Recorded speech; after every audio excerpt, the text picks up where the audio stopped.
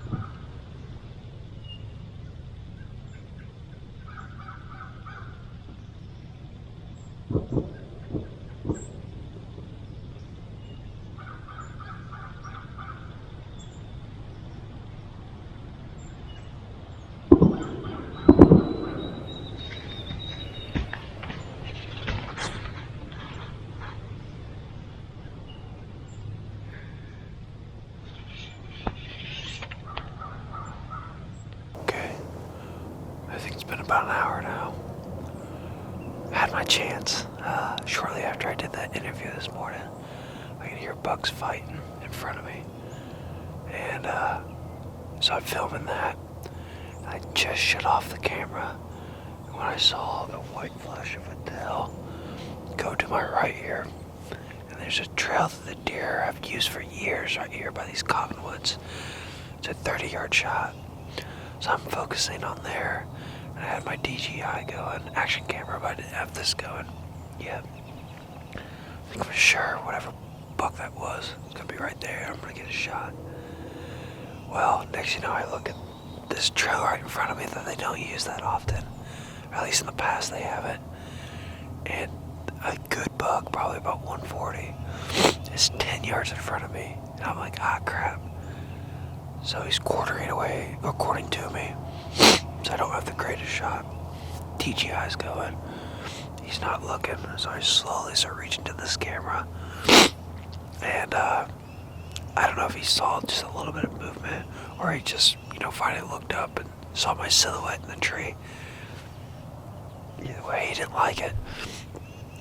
So there we were frozen for probably about 30 seconds.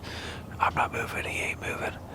And then he just ran back into the brush another 10 yards, so I could still see him. I had pulled back because I didn't know if he ran to the left or right here, I was gonna have a shot. Anyway, he just stood there, stopped, he blew once, and then I saw him just kind of trot off, so I don't think he was that spooked. That's the second time I've had deer bust me out of this stand, but the first time was 2 years ago, and I was about 3 rungs lower, so I added 3 more steps, which was about 9 feet of steps I added. So I'm pretty high up here. I thought that would get me away from it, but obviously not. I think this is a good spot, but I think this is going to turn into a saddle setup so I can get behind this tree when they do that. But I don't know, 30 minutes after he came through, I had a little spike come through, or I did exactly what he did, except he came right under me and I could have shot him. So we'll sit here for a few more hours. I haven't decided what I'm going to do tonight. Dang, so close. The third, I guess you could say. Third good buck I've been within bow range of this year. And, one I let Austin shoot, and then these two, I just couldn't even get pulled back. It says activated, but it's only November 7th. It is what it is. Gotta love it, gotta love it.